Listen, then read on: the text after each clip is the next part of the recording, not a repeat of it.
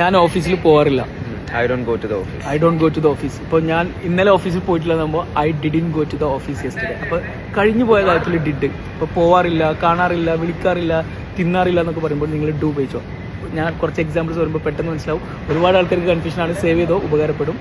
ഇപ്പോൾ ഞാൻ തിന്നാറില്ല, I don't eat. I don't eat. ഇപ്പോൾ ഞാൻ തിന്നില്ല എന്നാണെങ്കിലോ I didn't eat. Okay, I didn't eat dinner yesterday അങ്ങനെയൊക്കെ പറയും. അതേപോലെ ഞാൻ കാണാറില്ല, I don't see. I don't see. ഇപ്പോൾ ഞാൻ കണ്ടില്ല, ഐ ഡിഡിൻ സീ.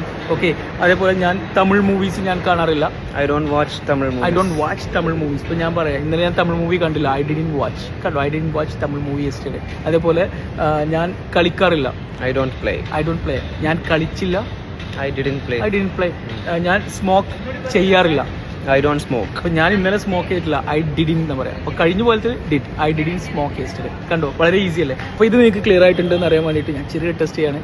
ഞാൻ നൽകാറില്ല, ഞാൻ നൽകിയില്ല. ഇത് രണ്ടും എങ്ങനെയാണ് പറയാൻ ജസ്റ്റ് ഇവിടെ കോമൻറ്റ് ചെയ്യാം. മിസ്റ്റേക്ക് ഒന്ന് ഞങ്ങൾ കറക്റ്റ് ചെയ്യാം. സോ ഗൈസ്, ഞാൻ പറയുന്നത് ഇതൊക്കെ വളരെ സിമ്പിളാണ്, ഏറ്റവും ബേസിക്കാണ്, നിർബന്ധമായിട്ട് അറിഞ്ഞിരിക്കേണ്ടതാണ്. അപ്പോൾ ഇതുപോലെ ഒരുപാട് കാര്യങ്ങൾ ഞങ്ങൾ ഞങ്ങളുടെ ഓൺലൈൻ സ്പോക്കൺ ഇംഗ്ലീഷ് കോഴ്സിൽ പഠിപ്പിക്കുന്നുണ്ട്. വളരെ ഫണ്ണായിട്ട് നിങ്ങൾ എപ്പോഴാണോ ഫ്രീ ആ സമയത്ത് ഞങ്ങളുടെ ട്രെയിനേഴ്സ് കൂടെ നിന്ന് പ്രാക്ടീസ് ചെയ്ത് മോട്ടിവേറ്റ് ചെയ്ത് 2 മാസം കൊണ്ട് നിങ്ങളുടെ ലാംഗ്വേജ് സെറ്റാക്കും. നല്ല റിസൾട്ടാണ്, ഉറപ്പാണ്. വളരെ ചെറിയ ഫീ ആണ്.